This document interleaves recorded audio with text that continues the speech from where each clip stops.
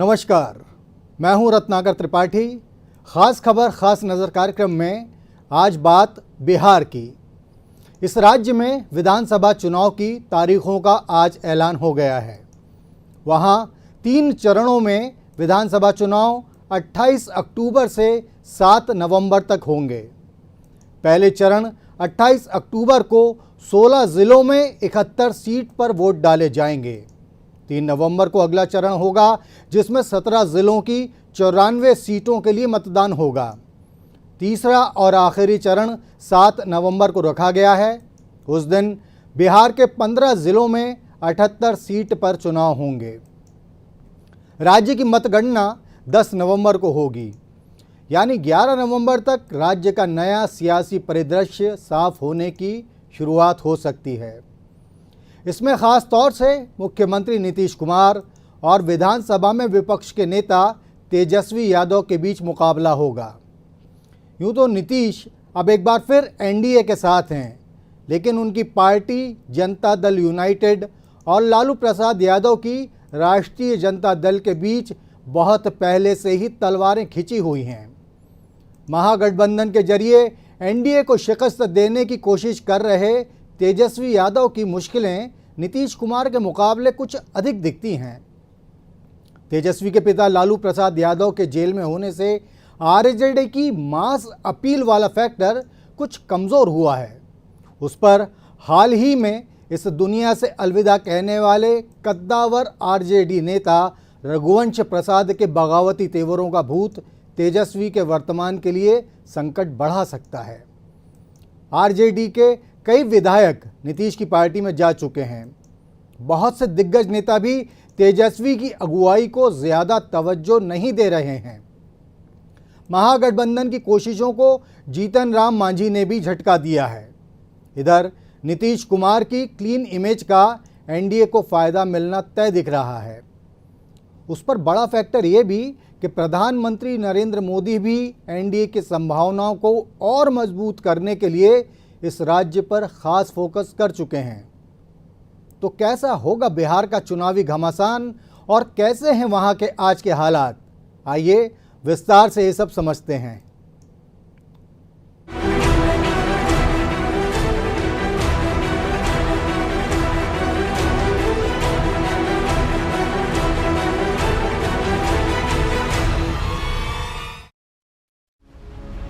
बिहार के विधानसभा चुनाव में सबसे तगड़ा और सीधा मुकाबला मुख्यमंत्री नीतीश कुमार और प्रदेश विधानसभा में लीडर ऑफ अपोजिशन यानी कि तेजस्वी यादव के बीच ही होगा।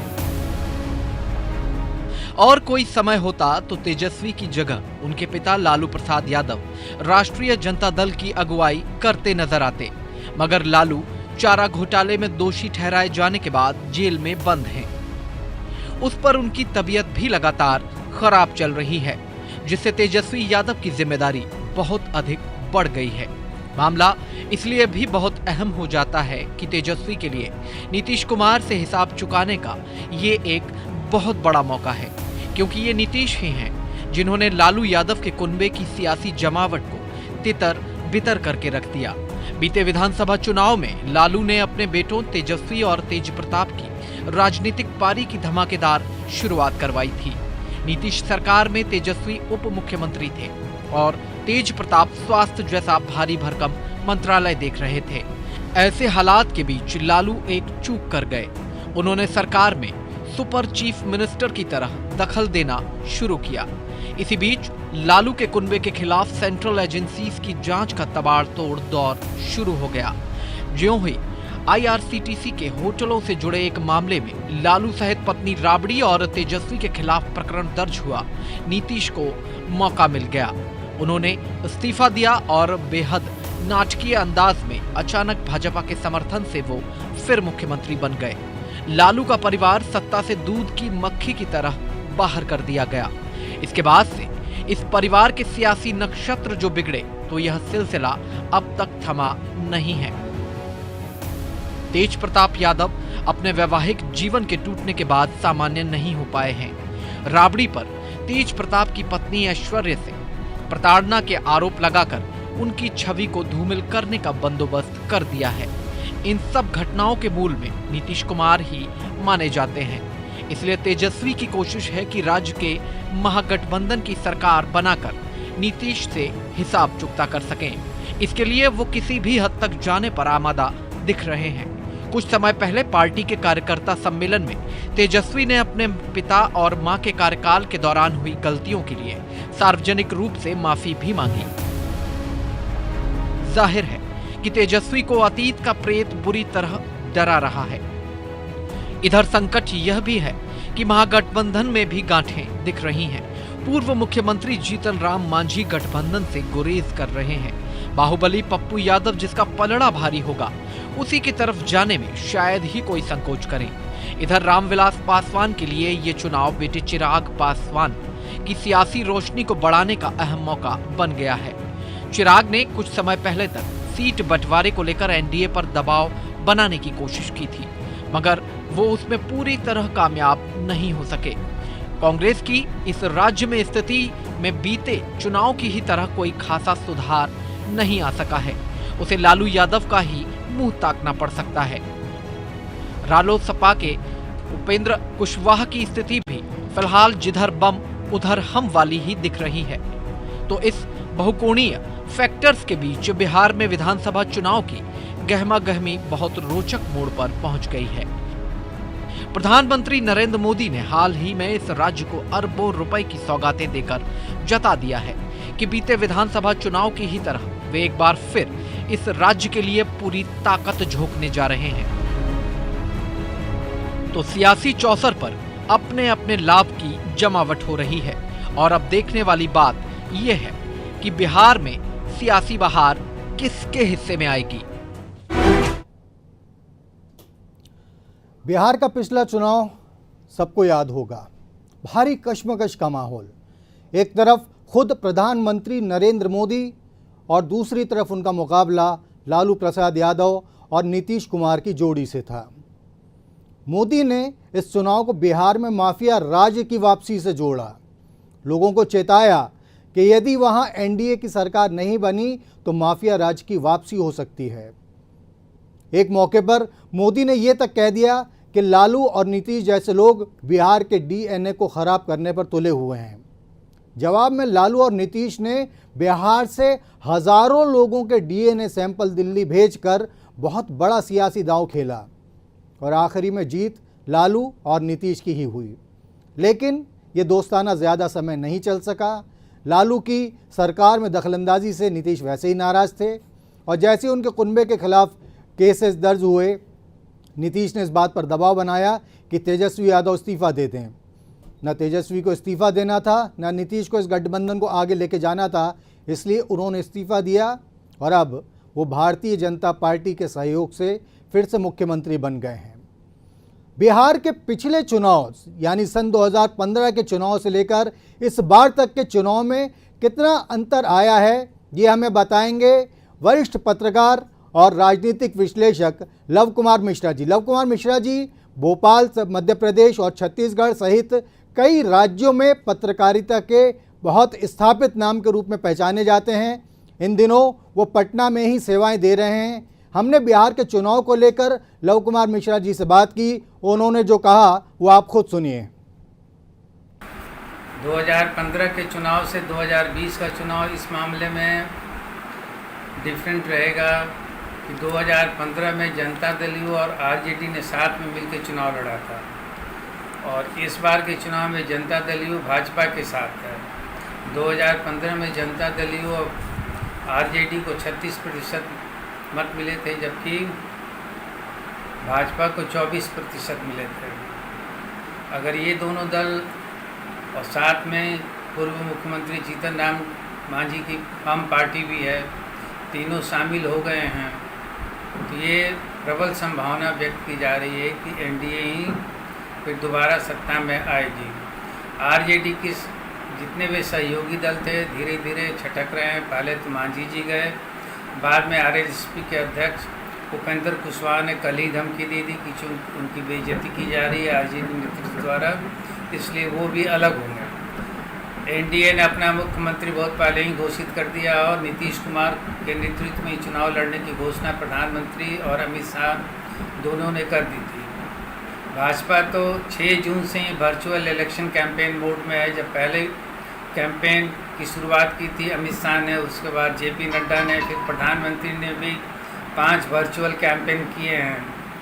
भाजपा के सूत्रों के अनुसार प्रधानमंत्री कुल 30 वर्चुअल कैंपेन मीटिंग्स करेंगे डिफरेंट प्लेसेस। दूसरा, जहां भाजपा और जनता दल एक यूनाइटेड लड़ाई लड़ रहे हैं, आरजेडी और उसकी जो अलायंस पार्टनर्स है कांग्रेस और अभी तक विकासशील इंसान पार्टी, सब अलग अलग टूटे ढंग से हैं। इनके यहाँ अभी तक मुख्यमंत्री का निर्णय भी नहीं हुआ है कि इनका उम्मीदवार कौन होगा। और सारा इवन कैंडिडेट भी है जो BJP Janata Dal almost final कर चुकी है। नीतीश कुमार पिछले 4 दिनों से पार्टी ऑफिस में जाके इंडिविजुअल कैंडिडेट्स जो प्रोस्पेक्टिव हो सकते थे उनसे मिले हैं, जबकि आरजेडी के कैंडिडेट्स जो होने वाले होंगे उनको रांची में लालू प्रसाद से यादव से मिलने के लिए जेल में जाना पड़ रहा है। तो आपने सुना वरिष्ठ पत्रकार लव कुमार मिश्रा जी को। दरअसल बिहार में जो महागठबंधन है उसके साथ एक बहुत विचित्र स्थिति ये है कि तेजस्वी यादव की हालत उस रबर के गुड्डे की तरह दिख रही है, जिसे बड़ा दिखाने के लिए खींच तान कर बड़ा किया गया है और उसके बाद वो अपना संतुलन खोने लगता है। तेजस्वी यादव जो हैं वो कई फैक्टर्स एक साथ जूझ रहे हैं। वे पार्टी के नेताओं को एक साथ नहीं रख पा रहे हैं। महागठबंधन के तमाम जो नेता हैं वो उनसे नाराज़ चल रहे हैं और इसी सब का असर ये हुआ है कि तेजस्वी को अपने माता पिता के कार्यकाल के लिए खुद अपनी ही पार्टी आरजेडी के लोगों से माफ़ी तक न मांगनी पड़ी है।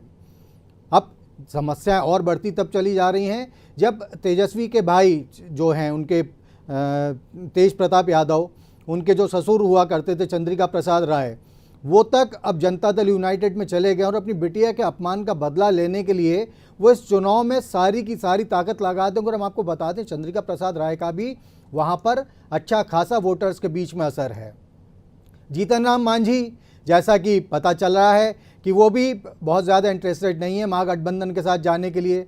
पप्पू यादव एक बड़ा नाम हुआ करता है, कुछ सीटों पर वो फैक्टर चलता है, बाहुबली पप्पू यादव का फैक्टर, वो फिलहाल वेट एंड वॉच वाली स्थिति में रहेंगे।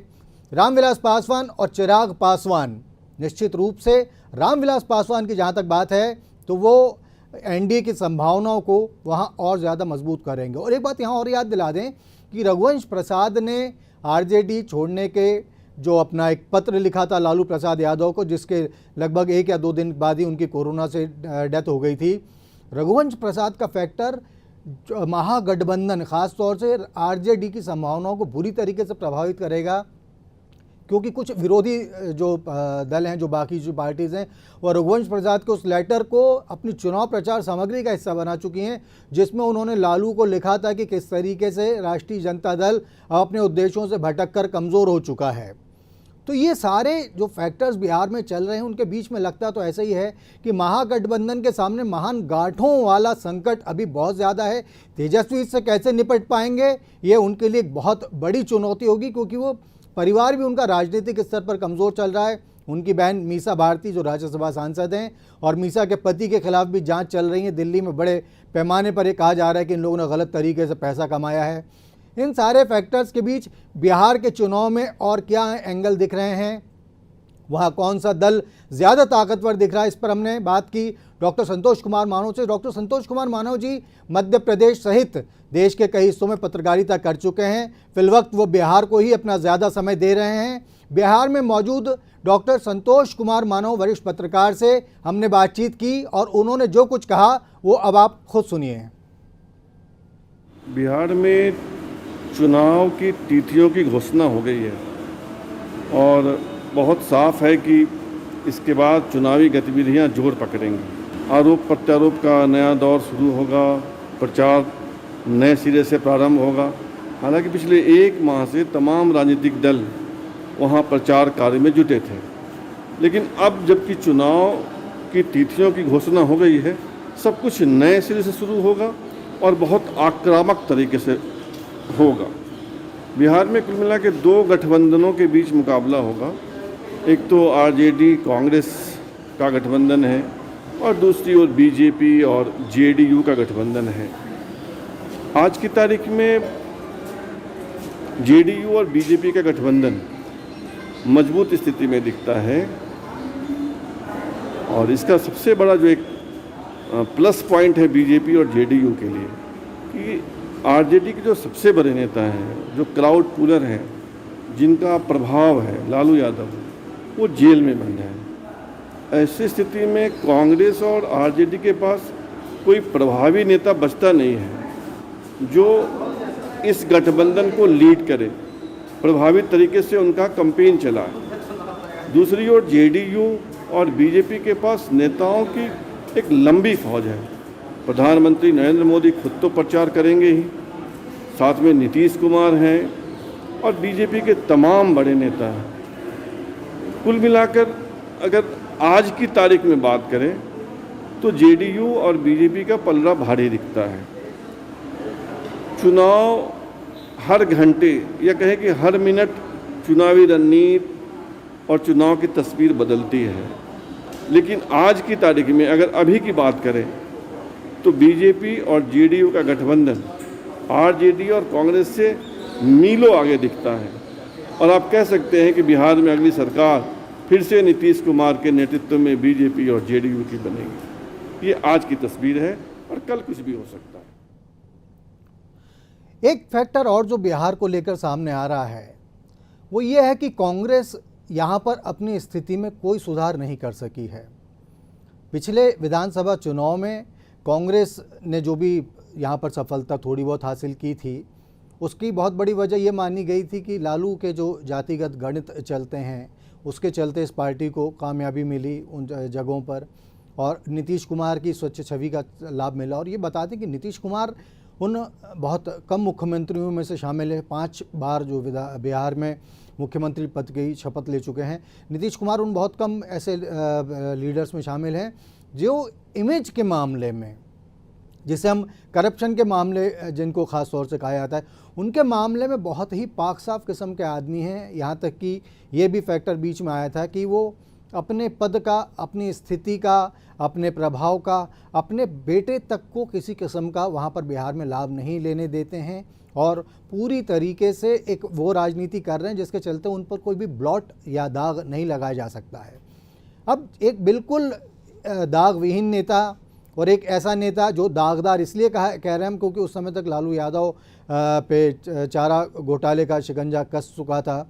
इन दोनों के बीच का जो एक कंपोनेंट मिक्सचर वहाँ बिहार में तैयार हुआ था, दो सर्वथा प्रतिकूल ध्रुवों पर खड़े जो दो लोगों ने हाथ मिलाया था, उसके चलते वो सरकार तो बन गई थी। और उस समय नीतीश कुमार ने बहुत बड़ा दांव खेला था। नीतीश कुमार की नज़र दरअसल उस समय केंद्रीय राजनीति पर बहुत ज़्यादा थी, इसलिए बिहार के 2015 के चुनाव के पहले उन्होंने प्रधानमंत्री नरेंद्र मोदी का बहुत तगड़ा विरोध किया था, जो एनडीए से अलग हो गए थे। ये माना जा रहा था कि नीतीश अब मोदी के मुकाबले अपनी एक पैरेलल, एक समानांतर लाइन खींचने की कोशिश में है। और इसके बाद जब गठबंधन जीता नीतीश की पार्टी, लालू की पार्टी और कांग्रेस का, तो नीतीश कुमार के कद में वाकई इजाफा हुआ था। लेकिन तभी ये बात मानी जा रही थी कि ये प्रयोग बहुत लंबे समय तक शायद ही चल सके। उसकी एक वजह सीधी कि लालू की जो पॉलिटिकल एंजाइटी थी उन दिनों, जो एक राजनीतिक व्यग्रता के दौर से वो गुजर रहे थे, उसके चलते लालू जल्दबाजी में कुछ गलतियां करते चले गए। सबसे पहले तो उन्होंने बहुत बड़ी होशियारी से काम लिया। एक बेटा उप मुख्यमंत्री बन गया, दूसरा बेटा स्वास्थ्य मंत्री बन गया और उसके बाद इसी जो है अपनी पार्टी और जेडीयू के कोटे से उन्होंने अपनी बेटी मीसा भारती को राज्यसभा में पहुंचवा दिया। अपनी पत्नी राबड़ी देवी को उन्होंने राज्य विधान परिषद का सदस्य बनवा दिया। कुल मिलाकर सारी चीज़ें लालू ने बहुत अच्छे तरीके से जमावट कर ली थी। नीतीश कुमार सारा सब कुछ देख रहे थे आराम से। लेकिन एक स्टेज पर आने के बाद में कई बार कहा जाता है कि ऐसे दोस्तों से तो दुश्मन बेहतर है, तो ऐसा ही एक दोस्त बनाम दुश्मन वाला मामला लालू यादव के लिए बड़ा मुसीबत का सबब बना। हम बात कर रहे हैं बिहार के जो एक बहुत ही कुख्यात माफिया है वहाँ पर, उसकी मोहम्मद शहाबुद्दीन की बात की जा रही है। मोहम्मद शहाबुद्दीन इन दिनों जेल में हुआ करता था। हत्या के एक मामले में उसे दोषी साबित किया गया था, उसे जेल भेजा गया था। अब संयोग कुछ ऐसा हुआ कि नीतीश की सरकार बनी, लालू पावरफुल हुए और कुछ बड़े विचित्र हालात में ये हुआ कि शहाबुद्दीन को लेकर अदालत में कुछ ऐसे कागजात पेश नहीं किए गए जो राज्य सरकार की तरफ से किए जाने, तो शहाबुद्दीन जमानत पर जेल से बाहर आ गया। शहाबुद्दीन ने जेल से बाहर आने के बाद मीडिया को स्टेटमेंट दिया और कहा कि नीतीश कुमार परिस्थितिवश मुख्यमंत्री बन गए हैं, सर्कमस्टेंशियल चीफ मिनिस्टर बन गए हैं, बाकी असली मुख्यमंत्री तो लालू प्रसाद यादव हैं। ये नीतीश कुमार ने के लिए एक बहुत बड़ी खतरे की घंटी थी। ये नीतीश कुमार के लिए एक वो दस्तक थी जिसमें इस बात का साफ था कि लालू के समर्थक अब अपने नेता के नेतृत्व में किस तरफ जाने की फिराक में हैं। नीतीश इस बात को जानते थे कि यदि पलड़ा लालू के पक्ष में जाता दिखा, राष्ट्रीय जनता दल के पक्ष में जाता दिखा, तो हो सकता है उनकी पार्टी में टूट फूट हो जाए। इसी के चलते नीतीश कुमार ने तेजस्वी यादव, लालू और राबड़ी पर मुकदमा दर्ज होते ही ये डिमांड रखी, मांग रखी कि तेजस्वी प्रताप राज्य मंत्रिमंडल से इस्तीफा दे दें। जैसा कि हमने बताया कि ना लालू इसके लिए तैयार होने वाले थे और ना ही नीतीश को उनकी तैयारी चाहिए थी। नीतीश को एक मौका चाहिए था मुख्यमंत्री पद से इस्तीफा देने का, उन्होंने इस्तीफा दिया, लालू को पूरी तरीके से एक अलग कर दिया। राज्य की जो सरकार थी उससे उनके दोनों बेटे बाहर होते चले गए। आज की तारीख में तेजस्वी यादव राज्य विधानसभा में नेता प्रतिपक्ष हैं। तेज प्रताप यादव जो उस समय स्वास्थ्य मंत्री हुआ करते थे और इतने गजब का उनका काम चला था उन दिनों कि उन्होंने अपने पिताजी के इलाज के लिए वहाँ का जो मेडिकल कॉलेज था उसके डॉक्टर्स की टीम को पूरा घर पर बैठा दिया था। यानी डॉक्टर्स की टीम अस्पताल छोड़कर लालू यादव की तीमारदारी में उनके घर पर बैठी रहती थी। वो तेज प्रताप यादव आज स्वास्थ्य मंत्री की बजाय अपनी ख़राब राजनीतिक सेहत के साथ में सिर्फ और सिर्फ एक विधायक बनकर रह गए हैं। अब जैसा कि लव कुमार मिश्रा जी ने बताया, जैसा डॉक्टर संतोष कुमार मानव ने बताया कि इस वक्त वहाँ पर राज्य में जो है एनडीए का पलड़ा ज़्यादा भारी दिख रहा है और निश्चित रूप से इसकी एक बहुत बड़ी वजह यह है कि लालू यादव इस पूरे चुनावी सिनेरियो से गायब हैं। दूसरी बात यह भी है कि जिस हिसाब से तेजस्वी ने अपने पिता के कार्यकाल के लिए माफ़ी मांगी, उससे लोगों के ज़ख्म जो हैं वो हरे हो गए हैं। वैसे तो क्या होता है कि लालू यादव माहौल को बदलने में बड़े माहिर थे। अगर वो बाहर रहते तो निश्चित रूप से अपने दौर के उस माहौल को बदलने के लिए वो कुछ न कुछ तरीके अपना सकते थे। लेकिन एक तो वो जेल में बंद है, दूसरे उनके बेटे के माफ़ी मांगने से क्या हुआ है, लोगों को वो 15 साल के लगभग का जो कार्यकाल रहा राबड़ी और लालू का, उसके दौरान हुई कई ऐसी चीज़ें याद आ गईं जिनके बारे में उनको आज भी तकलीफ़ होती है। उन्हें वो दृश्य याद आ गए जब लालू के परिवार में कोई शादी होनी थी और वहाँ के जो जितने भी गाड़ियों के शोरूम हैं वहाँ से ज़बरदस्ती गाड़ियाँ उठाकर उस शादी की बारात के लिए इस्तेमाल की गई थी। उनमें से कितनी गाड़ियाँ वापस पहुँची, कितनी नहीं पहुँची, ये तो एक अलग बात है। लेकिन जो गाड़ियाँ पहुँची, कहा जाता है कि उनमें से कई काफ़ी हद तक ख़राब कर दी गई थी। तो ये ख़राब गाड़ी हो, चाहे लॉ एंड ऑर्डर का मामला हो, इन सब ने लालू यादव के लिए जो सियासी संभावनाएं थीं उनको काफ़ी ख़राब किया था। बावजूद उसके नीतीश की स्वच्छ छवि और अपने जातिगत गणित के चलते लालू यादव पिछले चुनाव में नरेंद्र मोदी को शिकस्त देने में कामयाब हो गए थे। लेकिन अब सितारे उनके बहुत ज़्यादा गर्दिश में चल रहे हैं। और यहाँ एक व्यक्ति का जिक्र और बहुत ज़रूरी हो जाता है, वह है राज्य के मौजूदा उप मुख्यमंत्री और बीजेपी के वरिष्ठ नेता सुशील कुमार मोदी। सुशील कुमार मोदी वो फैक्टर रहे जिनके लिए माना जा सकता है कि नीतीश कुमार के रास्ते से लालू यादव नाम का कांटा निकालने में उन्होंने बहुत बड़ी भूमिका अदा की। नीतीश कुमार की सरकार जब लालू यादव के साथ चल रही थी तो सुशील कुमार मोदी ने चुन चुन कर लालू यादव के परिवार के खिलाफ हमले किए। उन्होंने ढेर सारी प्रेस कॉन्फ्रेंस की और उनमें हर बार जो मामले निकाले जाते थे लालू प्रसाद यादव आया उनके परिवार के खिलाफ ही जाते थे। फिर चाहे जो बिहार की राजधानी पटना में जो तेज प्रताप यादव का एक बड़ा शॉपिंग मॉल बन रहा था, उसके मिट्टी का लाखों रुपए की मिट्टी के घोटाले का मामला हो, या ये मामला हो कि लालू प्रसाद के परिवार ने नौकरों के नाम से ज़मीनें खरीद कर अपने पास अकूत संपदा अर्जित की है, या फिर इस परिवार से जुड़े जो कानून व्यवस्था से जुड़े मामले हों। सुशील कुमार मोदी ने उन चीज़ों को फ्लेयर अप करने में, उन चीज़ों को बहुत ऊपर ले जाने में बहुत महत्वपूर्ण भूमिका निभाई। इधर सेंट्रल की एजेंसीज़ का तो दबाव था ही, पूरे के पूरे परिवार के खिलाफ सीबीआई, ईडी तमाम किस्म की जांच चलती रहीं। वहाँ मीसा भारती भी दिल्ली में अपने पति के साथ अपनी अकूत संपत्ति को लेकर इन एजेंसीज़ के निशाने पर रहीं। इन सब के बीच में जो है इसकी महागठबंधन की स्थिति और कमज़ोर इसलिए होगी क्योंकि तेजस्वी यादव भले ही लालू यादव के पिता हों, लेकिन जन्म से वो योग्यताएं हासिल नहीं हो जाती जो बहुत ही मेहनत और कर्म के बाद हासिल की जाती हैं। लालू यादव ने राजनीति में बहुत लंबे समय तक बहुत अलग अलग किस्म के अनुभव हासिल किए। उसके बाद वो लालू यादव बने, उसके बाद वो बिहार के किंग मेकर बने, उसके बाद वो बिहार में एक ऐसी बादशाह चलाने में कामयाब रहे जिसके लिए कहा जाता है कि उसका सूरज उस समय लगता था कि कभी शायद डूबेगा ही नहीं। और वो बहुत ही अलग किस्म की राजनीति करते रहे। लेकिन तेजस्वी यादव में अपने पिता की इन सारी क्वालिटीज़ का अभाव है। दूसरा जो एक चीज़ उन्हें कमज़ोर कर रही है वो निश्चित रूप से जो उनके भाई हैं तेज प्रताप यादव को देखकर पिछले कई दिनों से, बल्कि जब वो बिहार की सरकार से बाहर हो गए उसके बाद से, तो उनको देखकर कई बार लगता है कि अब वो अपने नियंत्रण में नहीं रह गए हैं। अब वो स्वाभाविक मानवीय स्वभाव, स्वाभाविक जो मानवीय चेतना रहती है, शायद वो उसके नियंत्रण में नहीं रह गए हैं। जिस तरीके से उन्होंने अपनी पत्नी को इस्तीफ़ा दिया, जिस तरीके से परिवार के जो कलह थे उसको उन्होंने मीडिया में सार्वजनिक कर दिया, अपने समर्थकों के बीच में सार्वजनिक कर दिया, जिस तरीके से समय समय पर वो इस बात की अपने भाई को ही धमकी देने लगे कि यदि उनके लोगों को पार्टी में तवज्जो नहीं दी गई तो एक नई पॉलिटिकल पार्टी बना सकते हैं, तो उस सब के चलते भी तेजस्वी को जो है बहुत ज़्यादा चीज़ों से जूझना पड़ रहा है। आदमी बाहर के मोर्चों पर जंग जीत सकता है, लेकिन जब जंग में खुद के घर वाले ही शामिल हो जाएं खिलाफ में, तो उसके लिए जो स्थिति ख़राब हो जाती है, वो ख़राब स्थिति इस समय हम तेजस्वी यादव को देखकर बिल्कुल स्पष्ट रूप से समझ सकते हैं। बिहार के चुनाव की बहुत बड़ी खासियत ये है कि अभी तक वहाँ पर जातिगत गणित जैसा, जो कि बिहार और यूपी में तो कम से कम चुनाव उसी के आधार पर लड़े जाते रहे, लेकिन अभी तक वहाँ पर ऐसा कोई फैक्टर सामने नहीं आया है, क्योंकि अभी तो सब जोड़ने की कोशिश में लगे हुए हैं। और ख़ासतौर से महागठबंधन के लिए अपने लोगों को जोड़ कर रखने की चुनौती बहुत बड़ी हो गई है। जीतन राम मांझी भले ही व्यक्तिगत रूप से, भले ही उनकी जो पार्टी है हिंदुस्तानी अवाम मोर्चा, वो बहुत ज़्यादा कोई पॉलिटिकल ताकत ना रखती हो, लेकिन जीतन राम मांझी अपने स्तर पर किसी पार्टी का खेल बनाने या बिगाड़ने में बहुत हद तक सक्षम है। तो इन सारे फैक्टर्स के बीच में बिहार का विधानसभा चुनाव अब आज से उसका कार्यक्रम और गति पकड़ चुका है। राजनीतिक दल और आक्रामक होकर एक दूसरे के खिलाफ हमले करेंगे। आने वाले दिन और रोचक होंगे और ऐसी रोचक घटनाओं से हम आपको लगातार अवगत कराते रहेंगे। तब तक के लिए आज्ञा दीजिए। नमस्कार।